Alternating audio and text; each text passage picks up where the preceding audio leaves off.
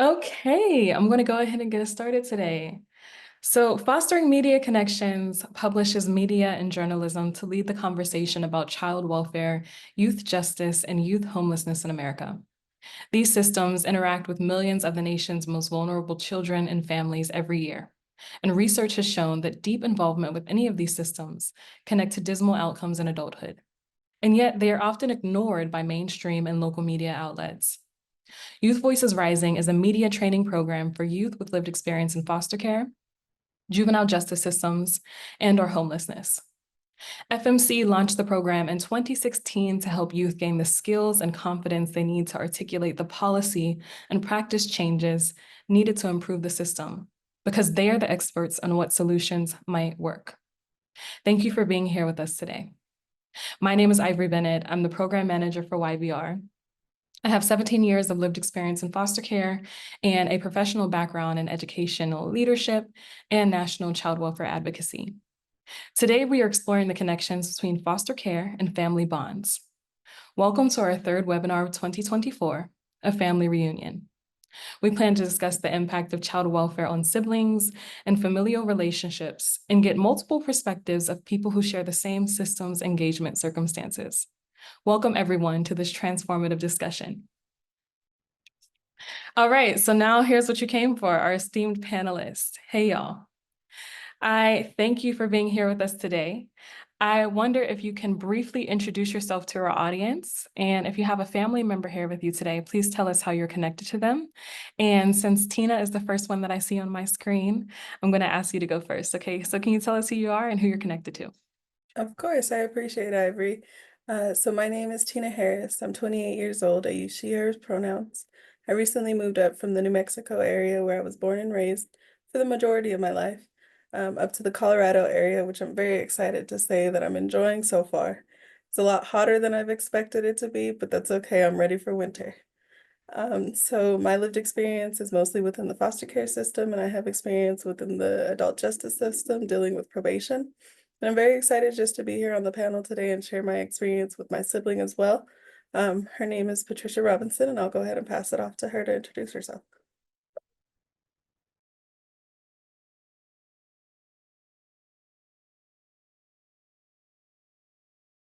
I'm gonna ask my sister to come off mute.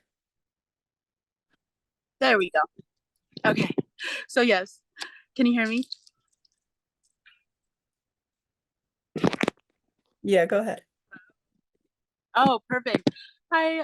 So yeah, I am Tina's older sibling. And she asked me to join today. Um, and just, super excited to be here. Honestly. I like I stated earlier, I'm older than Tina, so I actually aged out of the system. And so we're in different situations, due to age and stuff. And yeah, been engaged with, foster youth and, being a part advocating ever since. Thank you so much, Patricia. I already feel the sibling dynamic. It reminds me of me and my sister. And then last but not least, we have the lovely Destiny Mora. Destiny, can you share with us today your experience in the child welfare system? And even though your sibling and family members are not here today, we are welcoming of your experience with them. So please feel free to introduce yourself. Hi, everyone. My name is Destiny Mora. I am an alumni, 25 years old, here in NYC. I live in Queens. My experience in foster care starts at 17, which is a little different from most cases. I was a volunteer case, which is also different than most cases. But yeah, I'm here to share my perspective. My siblings at some point interjected and try to kinship me. So I can't wait to tell you guys about what that felt like, what that looked like in terms of inside and out for us as family members and for like the agency. Best that I can remember, it was a while ago. But yeah, they're not here today, unfortunately. But yeah, thank you for having me. And Destiny, you forgot something really important. Can you please tell our audience what you're studying and where you're studying it? So full circle moment. I'm actually studying social work. I'm practicing as an intern. Currently getting my hours in. I'm at Hunter Silberman School of Social Work. So yeah, that's to come. The BSW is finishing for me next June. And then from there, I'm planning on going into my master's and just navigating all that. It's a little challenging, but I have faith in God and the universe. As I'm not here for no reason. So yeah, that's what I'm doing right now, guys. That is Thank you, Ivory, for highlighting that moment. Thank you. Yeah, I'm just so proud of you and all of you. Honestly, I've been honored to know two out of the three of our guests today, in a little bit different ways through their bios and through slight conversations. And I've actually done advocacy alongside Tina. So these are just wonderful, awesome people. Please, if you have any questions for them, drop them in the chat and we'll address them at the end of our conversation today. But I really do feel like this is about to be a super transformative conversation. So let me go ahead and get started with our first question. So, what was one of your most supportive actions that an agency or a service provider took to strengthen your family during your experience in the child welfare system? Feel free to jump in with whoever likes to go first.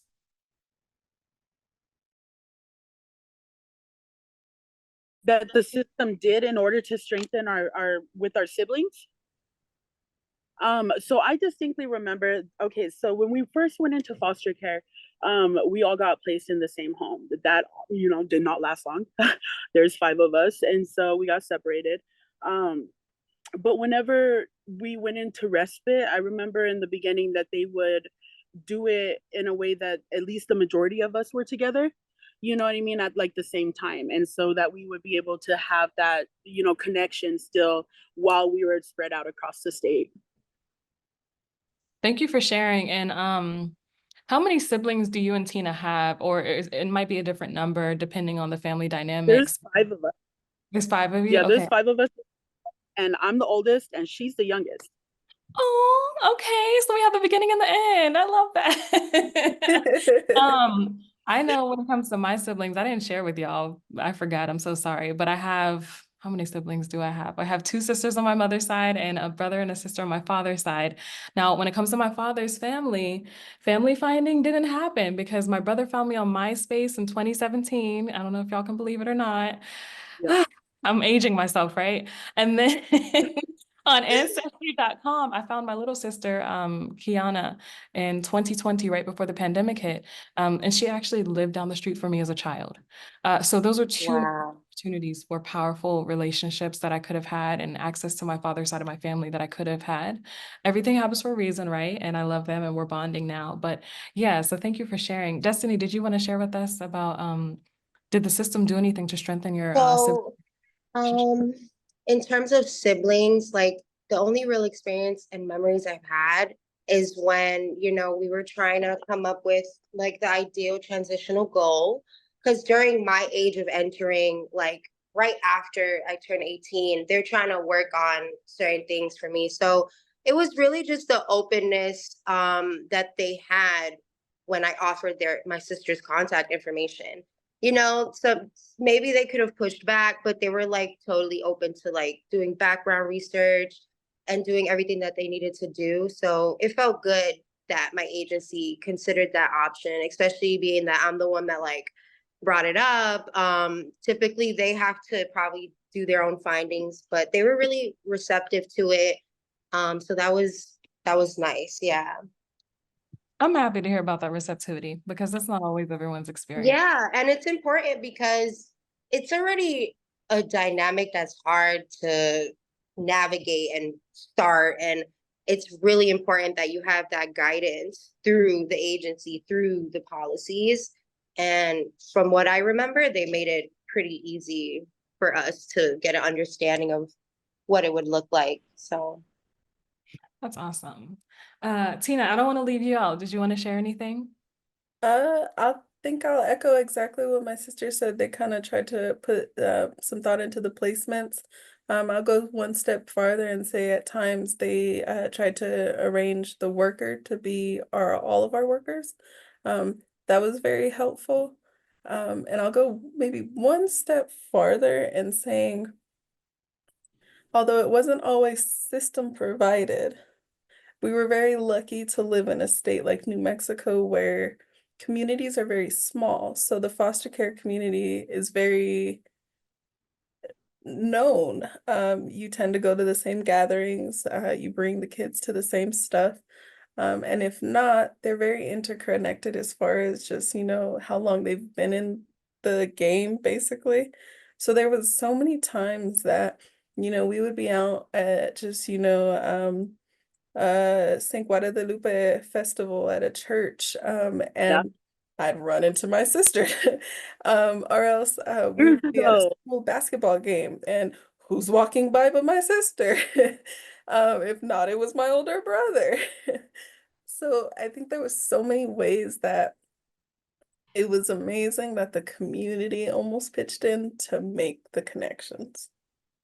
And I'll pass it back to Ivory for the next question. That's what I was hearing, like an under theme or undercurrent of like outside of child welfare, your community was such that it enabled you to have that familial bond and to further those connections and things. And I can share really briefly. So I was in foster care with my little sister because my other siblings I didn't know about, or my older sister was much older than us. And so we were able to be together for the first about 14 years of my life. And then she was sent to group placement, and that's when we were disconnected. But one thing that we really had, which I'll give kudos to Allegheny County and Western Pennsylvania for, is that we had the same lawyer our entire time being in foster care. And this lawyer waited until my younger sister, Ebony, aged out. So she waited throughout the whole 19 years of us being systems engaged until she retired. And I really think that there was power in that, and that it had a positive impact on not only our relationship and our connection with her and the work she did with our case, but in our family bonds too. And we actually were able to have lunch with her a few months ago. So thank you all for sharing. This is giving me like all the warm feels. We don't usually get to talk about the good stuff that we've experienced, and it might not all be good that we talk about today, but this has been pretty awesome. So question number 3 for today is, can you share a moment when the system felt overwhelming or unsupportive, and how your family group navigated that challenge together? I can jump in on this one real quick. So I'm really excited that I invited the oldest here. I'm not gonna say she's old, but anyways, but I'm really excited that she was the one that I reached out to for this panelist, because I felt like it really would give the audience kind of a really good scope of view from our past. And I think there was so many moments where we were both runaways. And it was wild because she was, the first runaway. And then I came through the system being a runaway. So a lot of the times when we ran away, we were running away back to each other. So I think when we were overwhelmed, we reached out to our family in the only way that we could. And there was a lot of times where we were, across state, and we found ways to find each other across states. And no, it was not safe. I will say that 100%. We went through some very sketchy moments. They were not healthy by any means. However, I think there's real power in understanding that we reached out to our family in the moments we were overwhelmed. We found a way to be with family. And family is a big thing for us. Uh, I The only way I can really relate it is that we are basically first generation fully American. So on our side of our mother, she's full German. She comes from being born in America but raised in Germany and then come back to the States. So very. it's very family is built into us on one side of the family, but also on my dad's side of the family, he is Creole. So his family came from, French Quarter District bound to Louisiana, and family's deep down south. Like y'all, family is, if not family, cooking is the way to your heart. So family was really thoroughly bred into us, I feel like, in our genes. So it's just we needed family. So I feel like when the system became overwhelming for us, at least from my point of view, family made it deal withable. And I'll pass it over. Destiny or Patricia, do y'all want to contribute? Yeah, honestly, to follow up with that, to kind of round out her point of view. So I actually wasn't the first runaway.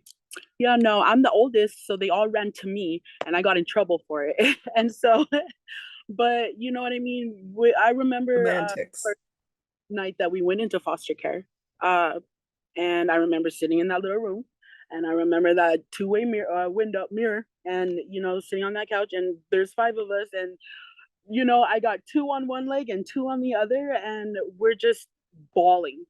I mean, bawling. We didn't know what was going on. And, that was the only thing I could say was that I was going to be there in one way or another. And we did. I crossed lines, and girls stole a car.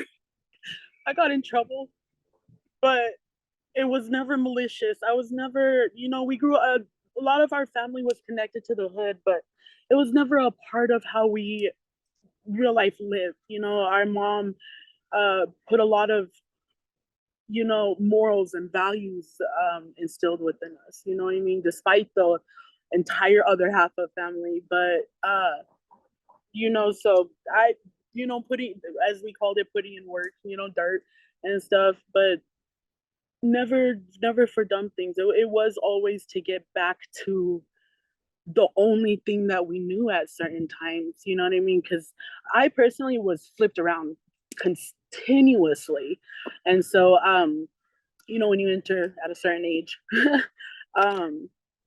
and so yeah, it was going from city to city and phone calls and random connections, and it was really just to help stabilize each other. You know what I mean? Because we never intended to actually run away. You know what I mean? We knew we had nowhere to go, but we needed each other, even though we couldn't be in the same home. So that's what it was a way to connect to the only thing that we knew when we were, flying out there in the wind. Thank you for sharing. Siblings are so important.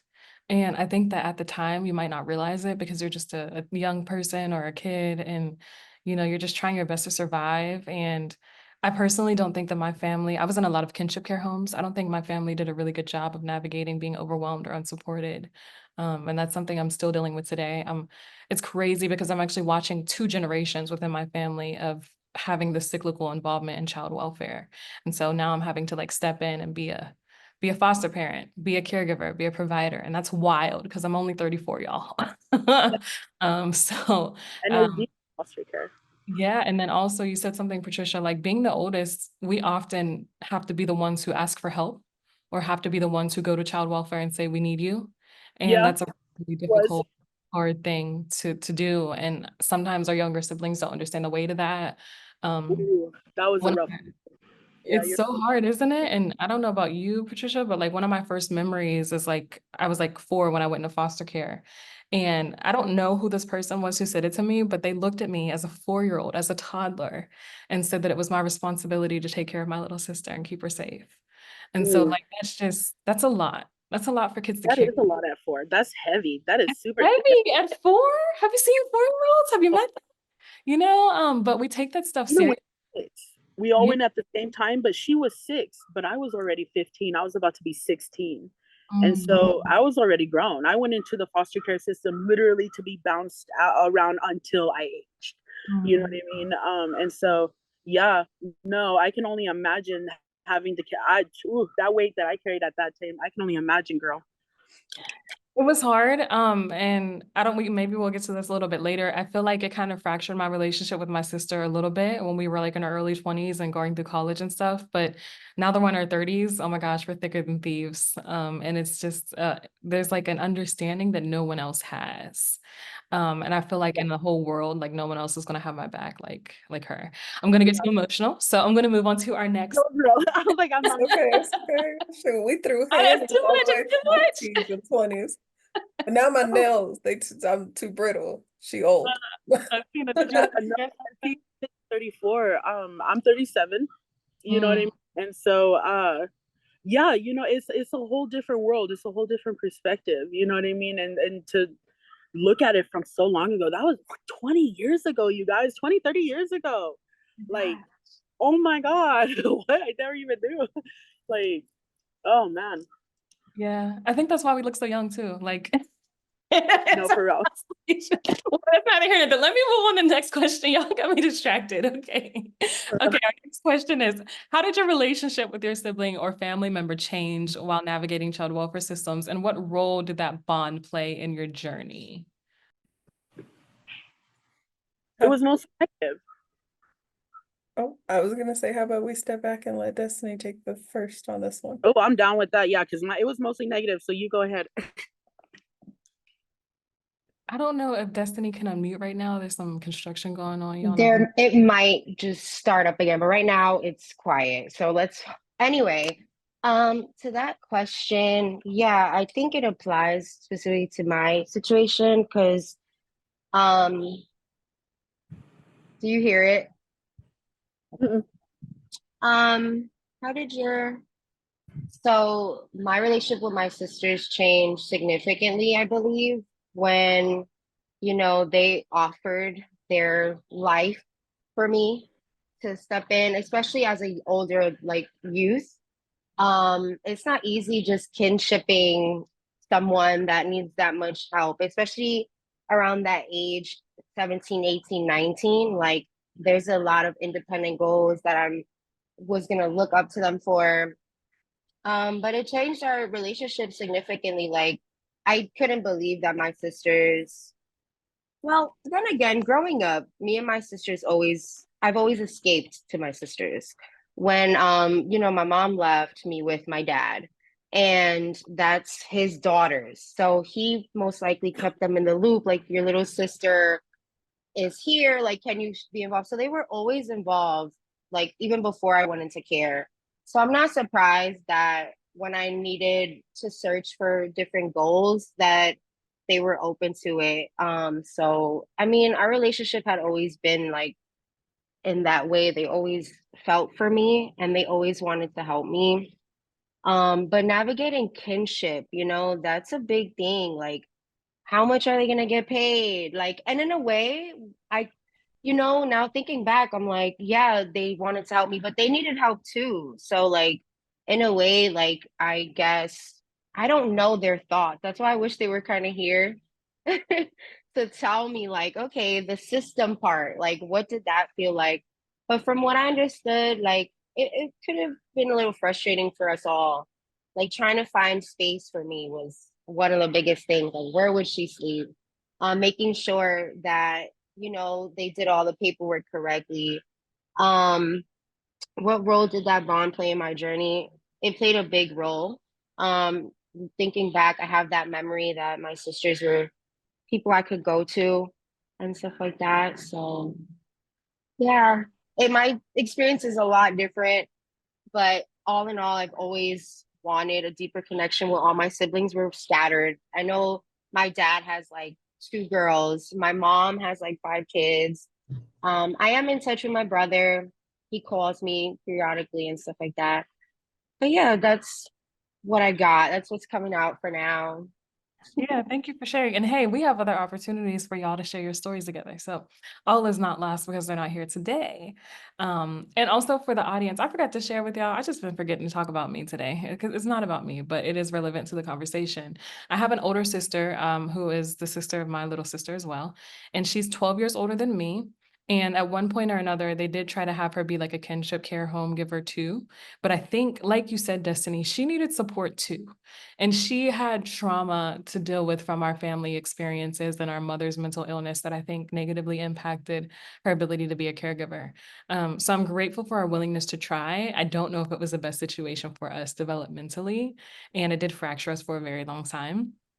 Only until recently, so when I've been able to let go of my ego, have we been able to reconnect, because it can just be really, really tricky when you have siblings who step in as caregivers who also get paid, and it's just it's a weird dynamic, you know. But I do want to see if Tina or Patricia want to share their experiences with this question. Honestly, Destiny, how old are you? Or not how old are you, but are you the youngest, the middle, the oldest? I'm the youngest. I'm the Yeah. last that was pushed out, and at that, my parents had me relatively older. So Mhm. yeah. Yeah. All right, Tina, on the quote, you want to go first? Sure. So I'm actually going to pivot a little bit and I'll share a little bit of another part of my story. So, for myself, I did get adopted out twice.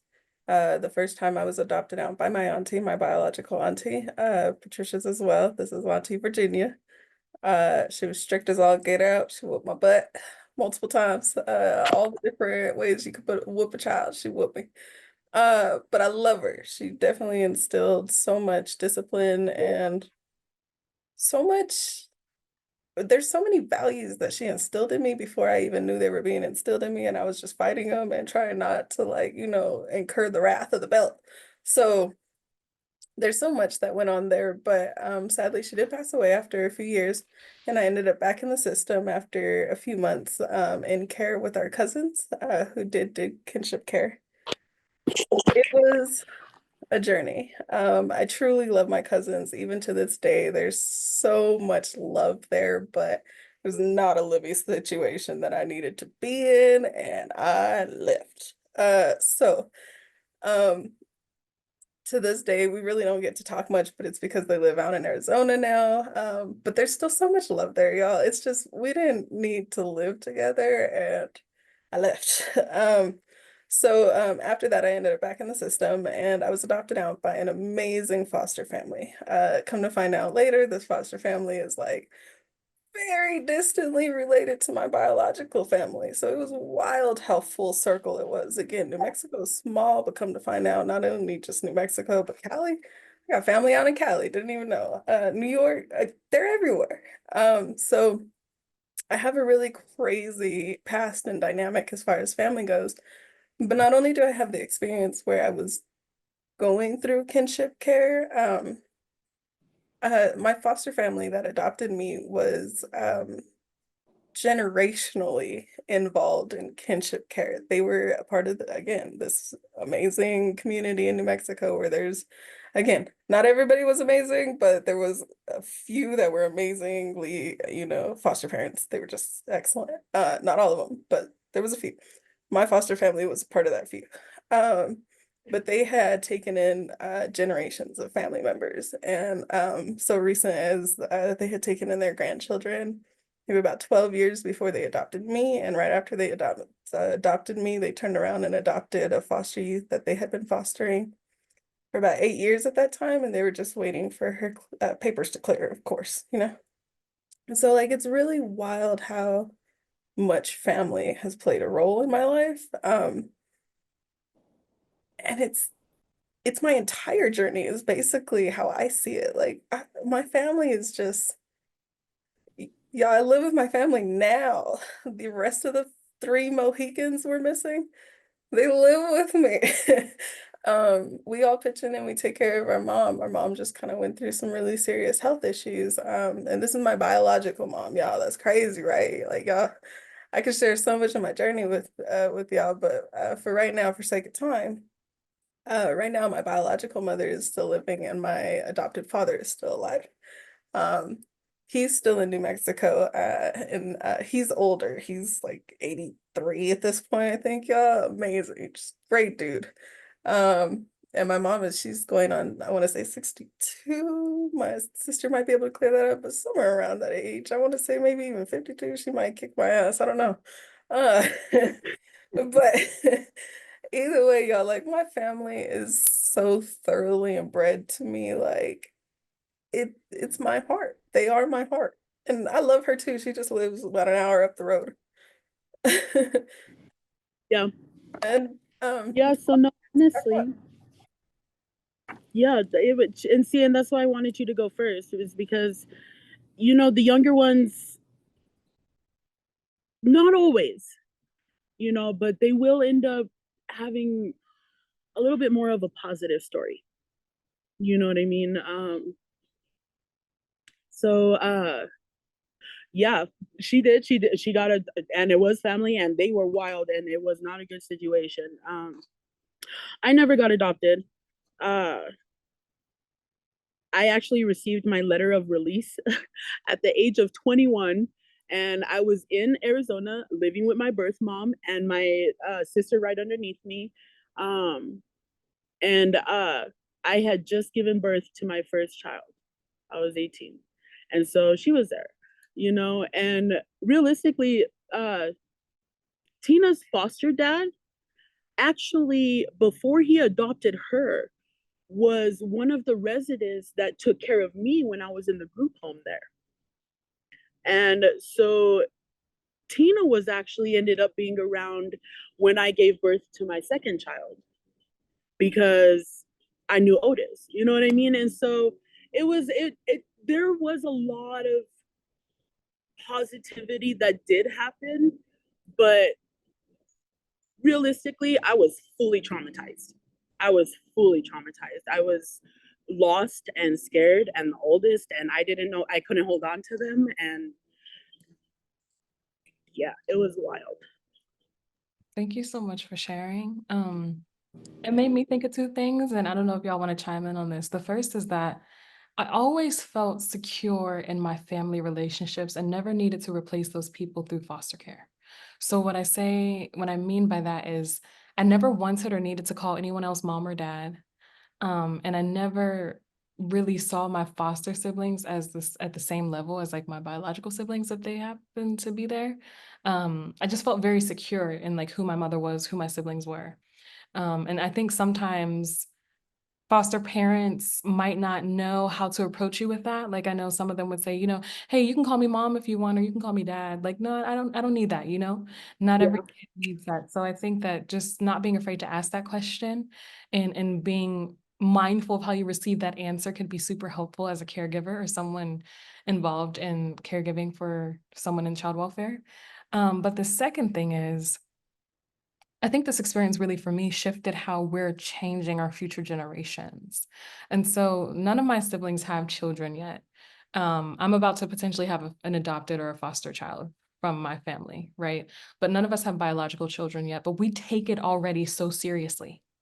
And I think we already all have the mindset of like, your children are my children, no matter what, sincerely. They do.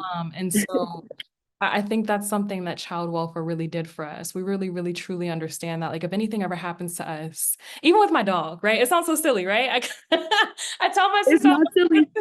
this is your It is nephew, you not gotta silly. take care He of called him, me right? 2 states away. Right. But I'm like, if something happens to me, she got to take care of Cassie. Like it's hers. And I really think that Yep. to a Yep. different level, we are already operating with that mindset and we're trying to establish our lives and financially and career-wise and health-wise, holistically get to where we need to be so that not only we can be the best people that we're going to be, but we can be the best parents and the best aunties and uncles as well. It's already something that's in our mind. So I'm going to go ahead and shift to our next question because we are almost running out of time. This is an amazing conversation. Like, thank y'all. But from your perspective, what is something service providers often overlook when working with family groups like yours, and how could they better address those needs?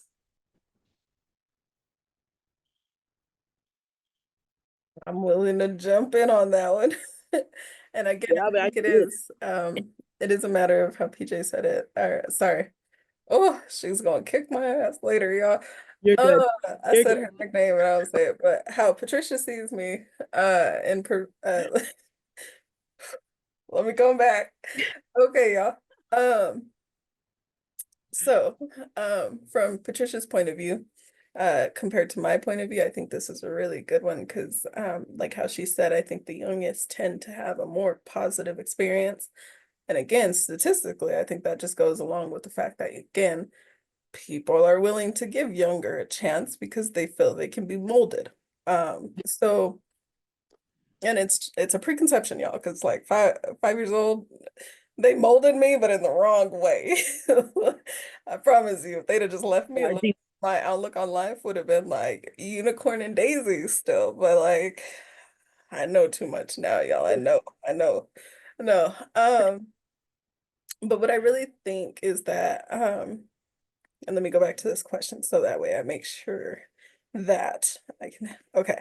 So my true thought around this is that, the supports are not given intergenerationally. I think that people often try to just targetly serve the youth that their caseload is focused on, which again, I think the way that we had the social workers mostly take on all of us on their caseload allowed them to kind of work with us. And that's when we had those little bits of positive experiences in our life, when like we all aligned in respite, or like we all had a moment where we were all in one or two houses, or it was two or three of us in one house. I think being able to step back and look at the family, and whether or not they've had that intergenerational system involvement, or whether or not it's even just sibling to sibling involvement. And I'm really big on preventative services. And I think even just being more involved in the, I don't want to say family's business, because nobody wants system involvement in family business. But I do not need y'all coming in my house. Don't do that. Period. But if communities were able to provide more opportunities for families to be involved in things together, I think there's so many ways that there's prevention already happening there, that long term, it creates, those breaks in the chain of intergenerational system involvement. So I know that was a lot. Let me try to concise that down into an example. We were heavily running the streets when we were young because there was nothing to do in our community. She's like, don't tell nobody. They know. They know there's records. But the thing is that when we were able to be involved in things, it was as a family. Like, we didn't care. We were all gonna go mob the theater and we were all gonna take the back row. We still do it, y'all. I got linebackers for brothers. They sit at one end and we be popcorn and like, we'll throw popcorn on y'all and we don't even mean to. It's ridiculous. But we did it all together. And like at the school, we were so close that like three of us were in elementary and then the other two were in middle school. And it followed. Like, we did the same things. We went to the same church community outreach events. Like, the moments I remember having things to do in the community that were not sus was with family. But also we lived in a place where like they had lakes everywhere you went. So like every week we went to like a different lake. And that's where we spent our time, was together. And I know that not everybody has the sibling connections I have. That's not something, I get it. That's not a normal. But what is normal is youth gathering with the age they're in and clicking. So why are we not providing more areas for them to click in safe environment? And whether that be sports programs, whether that be after school arts programs, music programs, whatever it is, summer outreach, that does not cost an arm and a leg. Have you tried to assign, or I know parents on here have tried to sign up their kids for sports lately. It's like $140 minimum. I swear that's a minimum across the board. No, it is. That's for like 5-year-olds. Yeah, it's 6 What do you want a for teenager to soccer. do when All you need they're is excited shoes. to have $20 to spend at McDonald's for lunch one time a week? No. That part. So That in my part. I don't opinion, think the activities, honestly, Tina, I feel see, like I I see see what people you're jumping off in the chat. Sorry, let me just, either way, I feel sorry. like my example pops it off. Let me pop it off to Patricia as a mother, who could probably clarify that. But I see y'all in Yeah, the chat. yeah, yeah. Is the chat going off? See, and I wanted to say, like, so I'm a lifelong learner. I love going to school. Okay, real life in college right now. So at that point, one of the biggest things I feel would be helpful is not another activity, not another homework thing, not another, something that would have to at this time and this time and do this and this, and we get 45 minutes and then, you know what I mean? Now you have a meeting with your social worker. Like, no, you know what I mean? Oh gosh, even if it gets further than that, I was in treatment foster care. So it's not just a social worker, it's 14 social workers. You know what I mean? And so downtime. You know what I mean? I just want downtime. Like, I just want to, when I was younger, I just wanted to be around them. You know what I mean? I didn't want to have to into them at a Christmas party where their family was dragging them one way and mine was dragging me this way. And, now we're in trouble because we don't ran away and we're out in the back somewhere trying to talk to each other because there's no downtime. You know what I mean? There's no time to actually connect. It's always a run in, and you got, 15 minutes after school, you're gonna go meet your siblings over here at CYF. Oh gosh, I just went through a whole backflash, and so I would love it, and see, as far as the older ones, when you're younger, who doesn't want to go to a Christmas party, right? But when you're older and you're in that situation of like, you're not really looking at getting a family, you're looking at aging out. You know what I mean? You're not looking at how can I connect with these people? You're looking at, oh God, I'll never connect with these people. You know what I mean? And so at that point, for the older ones, I think that they need more opportunities to learn to stand on their own, to encourage and to really teach them realistic ways.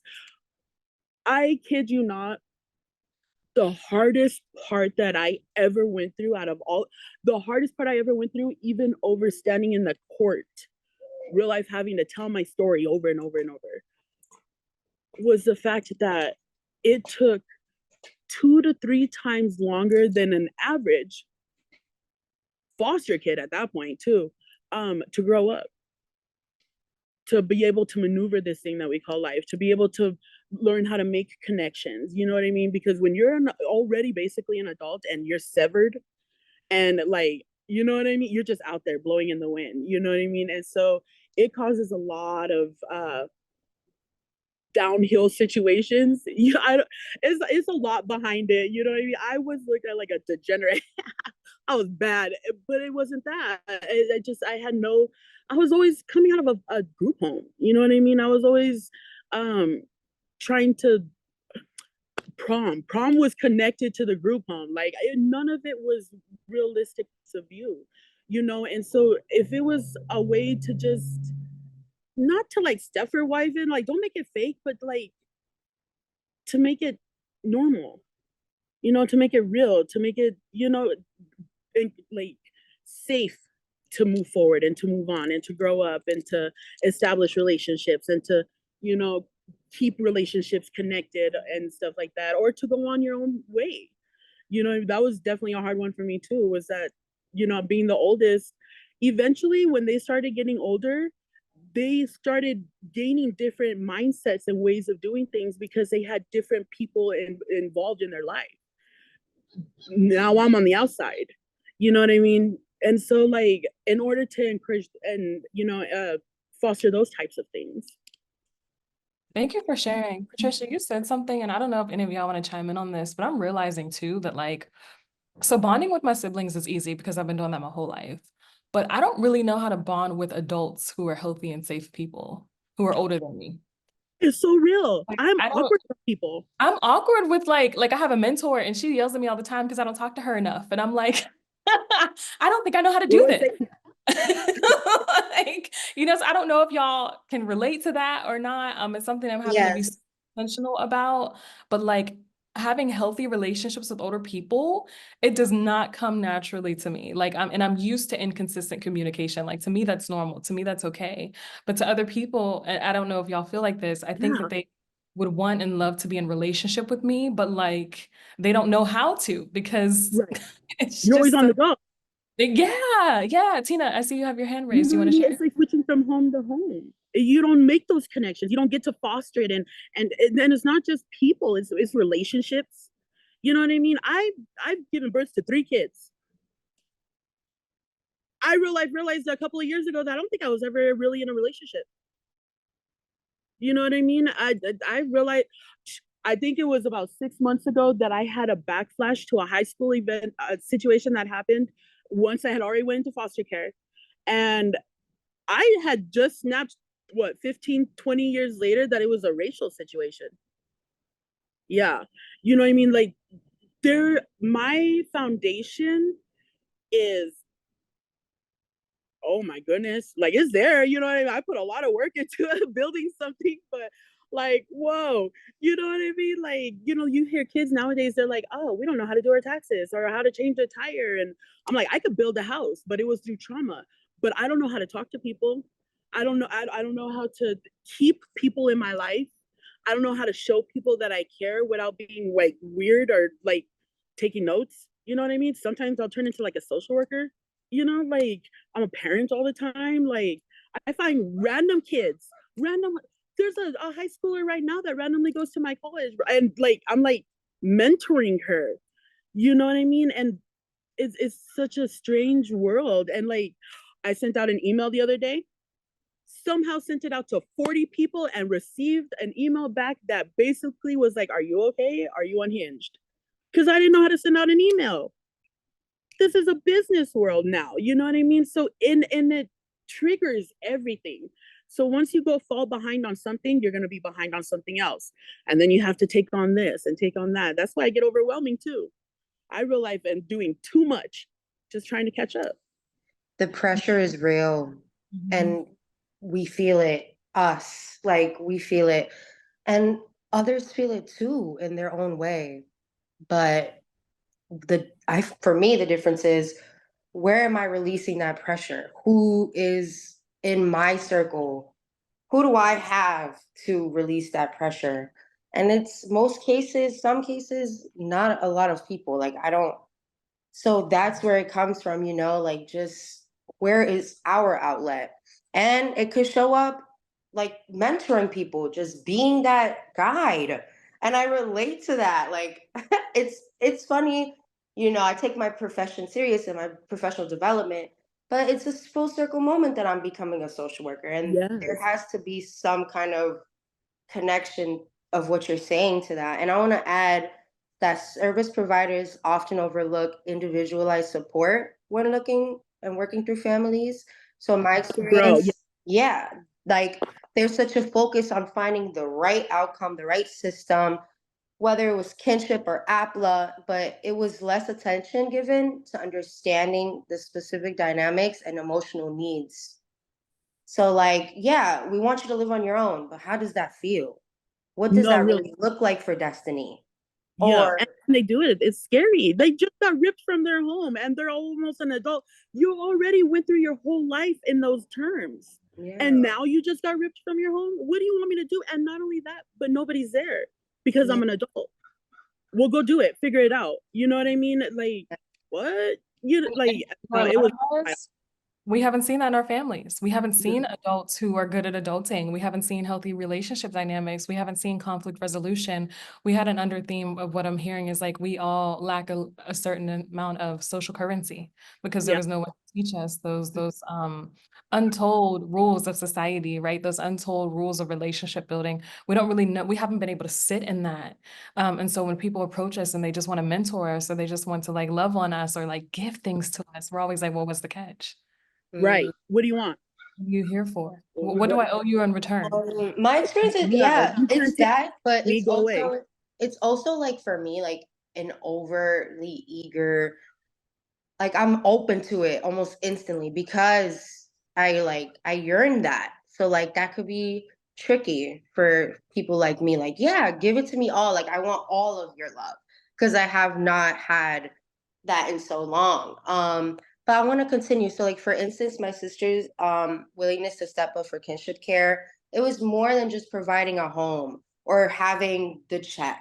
It was maintaining our bond, just offering that mentorship. But the agencies don't really recognize that emotional impact that these decisions have on us. Even my sisters, like, so I feel like to better address those needs, service providers could prioritize family-centered approaches by fostering open communication with all family members, to the extent that they can. This would allow them to assess not just the logistical needs, but also like the emotional needs, the relational factors that affect these outcomes, engaging families more holistically and including their perspective in these decision-making processes. Providers could create better solutions that truly reflect the needs and the strengths of each family unit. So like it's really like by the book. Like there's really little room for, oh, like, sidetrack quests or like, so if providers could just be a little more open, and I think this relates to policy, because what can you do with what you have, So all the policy workers here, I aspire one day to use my degree to that extent as well. Take notes, like, these laws, these policies are restricting our needs and ultimately our outcomes, if that makes any sense. Girl, you blew my mind. Because realistically, so I actually was a foster youth advocate, did the summer camps and all of that stuff. But again, being older and very minimized, you know what I mean? I didn't spend a lot of time with it. You know what I mean? It was just like there and gone. Um, I actually never knew about a lot of the policies, right down to the fact that, and it's something that, and it's so weird because I don't know how to explain why it affects me, but it does. And I wish I could let it go. But I never got a family vacation. They provide money for us to go on vacation. I never went on vacation. I never went anywhere. I got on a plane for the first time and made it as far as I still have never seen the ocean. You know what I mean? And so I found out after I had aged out way, oh my God, even after the age out, you know what I mean? Benefits that come. I, there were opportunities for schooling. There were opportunities for transportation. There were opportunities.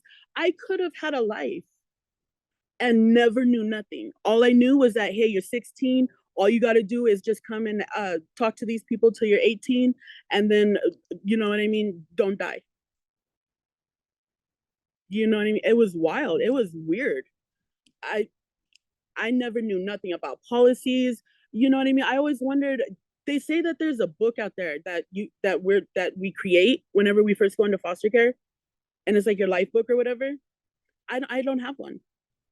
I'm You know, lucky enough because of my adopted family to have access to this day of mine.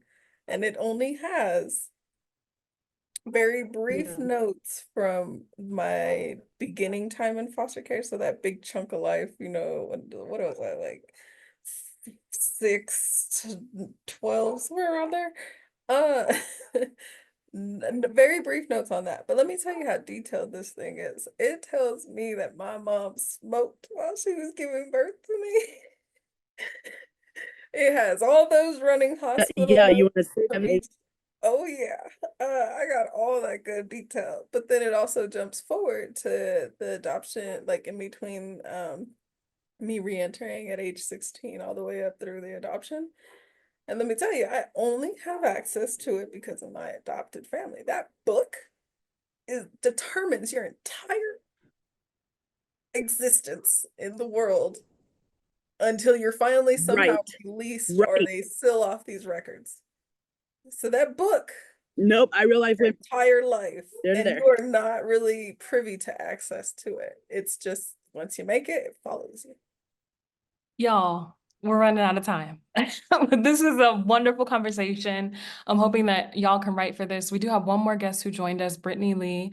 I'm going to give Brittany the chance to introduce herself really quickly, and then we're going to close out with one final word of advice. Please tell our audience how you think that child welfare workers and whatever work that they do can better the system to support healthy sibling and family relationships and to give advice to those who may be currently experiencing family and sibling relationship dynamics while in care. So Brittany, please introduce yourself really quickly. And then if y'all could wrap it up because we got to take some questions before we leave here today. But thank you for being so awesome and transparent. I am sorry that I joined late, but hello everybody. My name is Brittany Lee. My pronouns are they, she, and he, and I am a former foster youth and an adult adoptee out of Washington State. And yeah, I entered foster care at 2 years old with my 3-year-old brother. So we're like a year and a half apart. And we were in 12 homes together before we were separated when I was 16 and he was 17. And then we aged out separately. But out of the system together, we both aged out.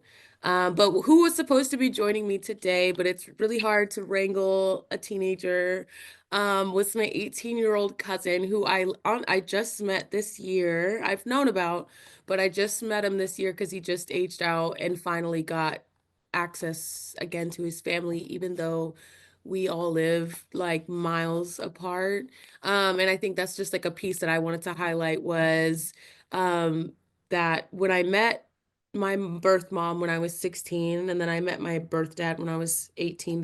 They were never been like together or married, but I learned on both sides of the family that I had aunts, uncles, grandmas, cousins, tons of them, literally at times blocks away. In middle school, I went to school with an older brother that I've never met to this day because now he's incarcerated, but literally could have crossed a hallway with a big brother that I've never met because the state doesn't do the work to find family. And Black kids like myself go into the system and get lost in the system. I should not have been in the system for 17 years for 17 homes and lived blocks away from family that I could have at the very least been building relationship with, if not in kinship care with. But instead I grew up with strangers back to back to back.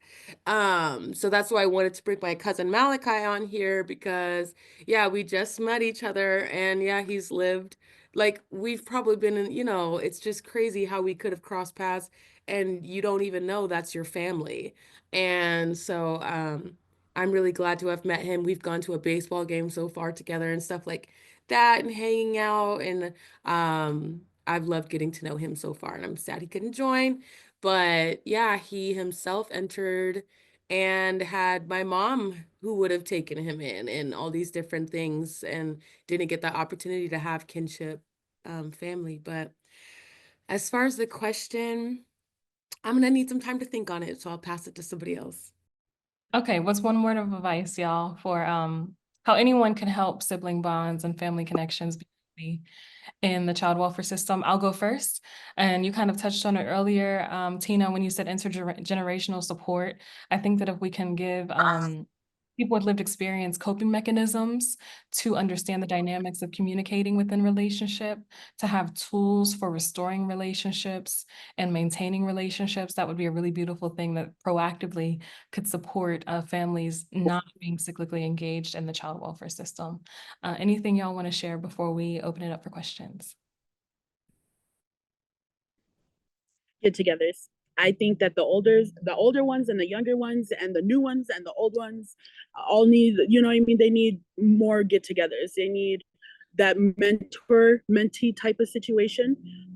They need that extra avenue for receiving information. You know what I mean? They need that, extra link of having somebody to trust. So they're not in the situation of their only option is to run away. You know what I mean?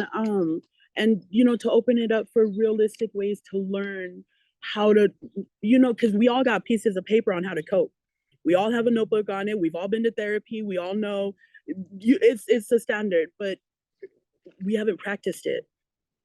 You know what I mean? So if we were around each other and had, again, I know it's another engagement activity, but if there's chill time involved with it, it matters. So but yeah, like, and not with the fostered and it's not in a negative way, you know what I mean, but not with the foster parents, the social workers, the therapists, the treatment foster parents, and the the advisors and all of those, but with our peers, the ones who were there too and who are new there and you know what I mean, know how to help and need help. Thank you, Patricia. And before I move on to our next guest, I did drop the contact information in the chat for today's guests. They were wonderful and awesome. If you want to work with them, if you want to pay them for their lived expertise, please feel free to reach out to them and or reach out to me and I can get you to them to coordinate that so that we can better the system. But anyone else want to share before we open it up for some of the questions in the chat?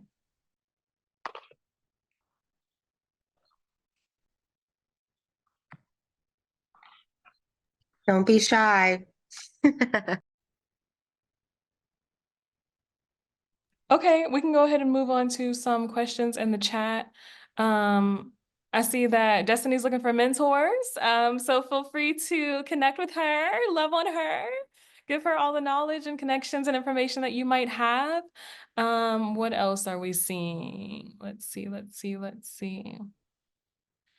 I would say family finding is super important. We heard a theme reiterated through Brittany about the importance of really searching for youth's family members on both sides, and even looking beyond like immediate family groups, extending to cousins and aunties and uncles, because you just never know who's willing and wanting to love and support a youth, and to take them in. And even if they can't take them in, but to just be a loving relationship and connection that they have while they experience the child welfare system. So I would say that. Yes, Tina, please feel free to unmute yourself. Yeah, of course. I was just gonna drop an answer to one of the questions I happen to see in the chat just pop up about a CASA worker, or a guardian ad litem. So from my personal experience, I don't think CASA workers were invented until, I was going through the second round of foster care when I was around 16. At that point, I don't think I had either because I was shifted so constantly. And then when I finally landed in my foster family, it was just in a space of a few months, versus when the like paperwork they decided to start for the adoption. But I do remember specifically, it was wild. I was sitting in high school, maybe like senior year, beginning of the year sometime, and one of the substitutes came in and she was amazing substitute. Everybody has that one substitute that just everybody loves. She was cool. She used to let me go leave class to go buy a Sonic as long as I brought her a Dr. Pepper. She didn't care. Come to find out, her husband was my adoption attorney. Full circle. Like I said, these community partnerships are essential. But I don't believe that I personally had anything. I think when I was in care, the only person that I ever interacted with personally was my social worker.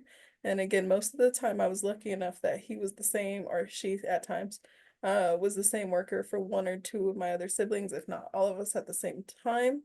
I do remember weird people. They were probably the guardian ad litems that just never interacted with us, or the attorneys that used to hang out when we were in court going through it at the very early stages. But again, I have the same experiences. It seems like most New Mexico foster youth that I've been able to speak to in my experience as an advocate, we don't talk to them enough. If they do exist, we're very spread out on their caseload. And we're lucky if we get that hour conversation a month, or, that 15-minute conversation before court. My experience. But I will go ahead and, for the sake of time, pass it on to someone else. Destiny, go ahead.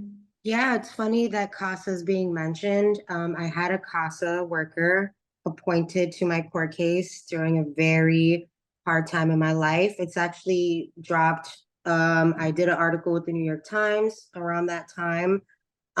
Yeah, CASA stepped in exactly when I needed them to. Unfortunately, CASA has a big wait list, and a lot of people need that kind of work involved. But CASA, in all, is still very much a part of my world. CASA is the reason why I actually did the New York Times article. Ivory met me at CASA. So yeah, CASA is really effective in terms of their approach.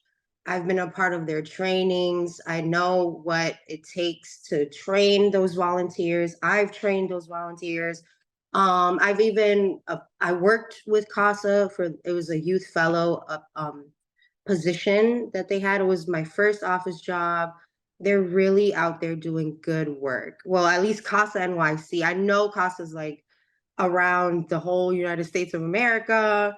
I would probably love to visit another office, but that's great to hear. I'm a CASA advocate supervisor. Yeah, that role is very familiar to me. CASA NYC is doing it big, Molly. If you want to come visit, we can connect with each other. But yeah, it's really important. And the volunteers don't get paid. Like the people really getting down and dirty, they're not getting paid.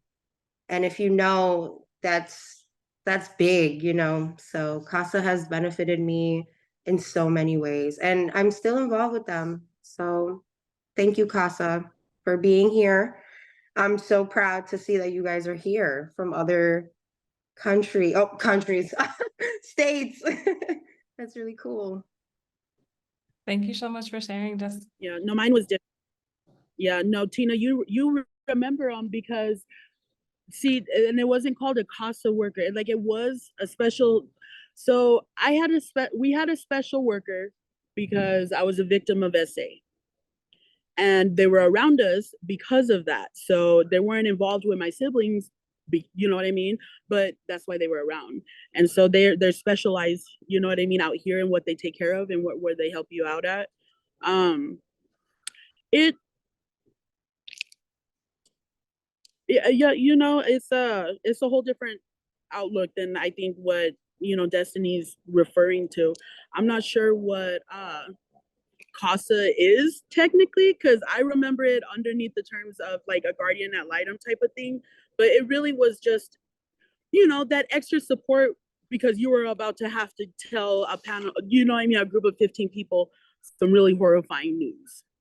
You know what I mean? And it's like extra therapy and, you know, stuff like that. And it's weird. It was like a weird core memory that you unlocked when you said that you wrote a paper for one of them, because I distinctly remember writing for the Albuquerque Journal, and it was weird. I don't know. So, but yeah, no, definitely know of them.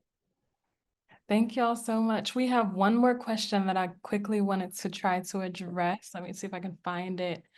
Someone said, how do you deal with helping family relationships when the family might not be the most healthy influence? And I'll just go ahead and reiterate really quickly that raising youth to be as strong and as mentally and emotionally healthy as possible is the best way you can support them within that. I would say denying them that relationship at that time is only going to make them want to get closer, and it's only going to make them break the rules to try to have that family connection and bond. It's innate because family is just family. But if you can equip them with the skills and the tools to cope and to recognize healthy and unhealthy patterns and to have positive, healthy coping mechanisms to deal with, again, those relationship dynamics, to me, I believe that is the best and the healthiest thing that you can do. Feel free to chime in, my other guest. And if y'all have any further questions, comments, or concerns, please feel free to reach out to me.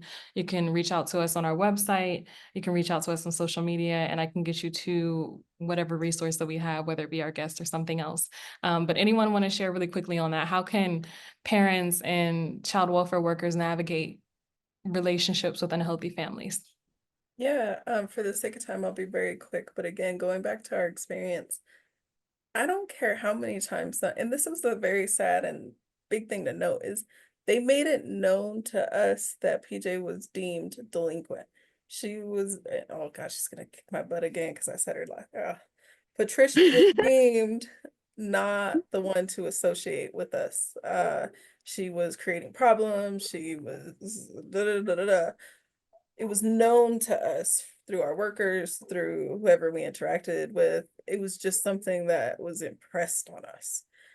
And it's awful knowing that as the oldest, that you're the, proverbial black sheep of the family, and you're just over here, not able to communicate with your family because you're always getting in trouble. Da, da, da, da, da. I still made a way to figure out how to go see her. I don't care. I Another did black not sheet of care if foster I was care. getting in trouble. I didn't care if she was getting in trouble. I didn't care if they were getting in trouble because they let it happen. But the thing is I do preach that had they created the safe environments for us to do this rather than restricting us, and restricting us further and further, Separating us. Yeah. It was like a we weird just wouldn't have been running away to each other to try and see each other. It would have just, no, I get it. Realistically, there was no way to just shuffle us back and forth across the state, but nobody made the offer that I could write a letter to them. Nobody yeah. made the offer that we could do a phone call. Nobody Yeah. made, I mean, back then nobody had video calls, but nobody made that. Nobody made those connections. Nobody was sending birthday cards. I remember when I was adopted out by my biological auntie, that's when I started receiving birthday cards from my older sister. That is when, even though, my auntie did not really care for my older sister, that is when I was able to see her on the down low more often. And oh, well, at least we weren't creating problems for the workers anymore. Honestly, we're gonna Yeah. see our family if we want to see our family. And we're gonna create that space. We're gonna go to somebody's house and we're gonna sketchily ask to borrow their phone. And let me tell you how many times I did that to strangers. It's not a safe environment if you're not creating it to be Yeah. safe. Yeah.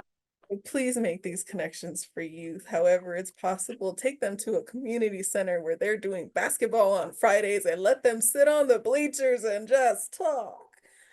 Rather than me running away and sketchily asking somebody down the street that I've seen a few times, just have a phone Talk. out. Can Yeah. I to call my family?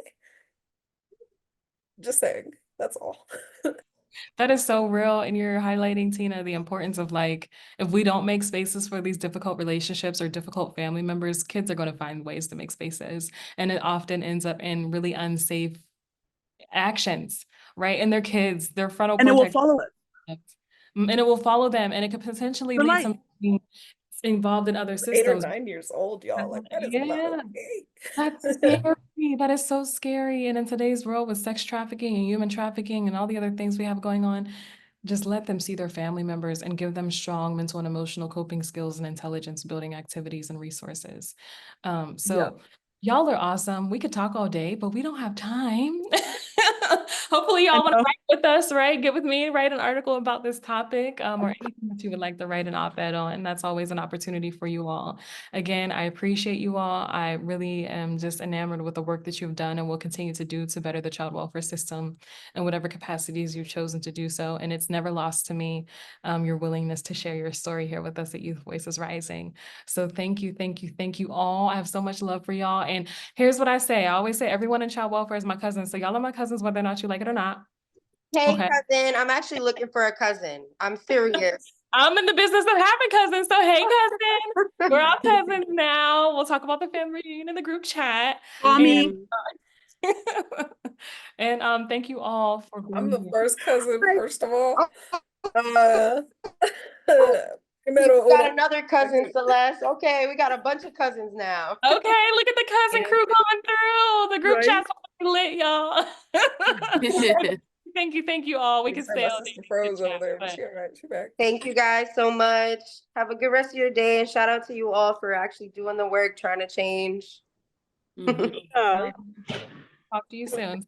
See you at our next webinar. Bye-bye. Bye, everyone. Bye.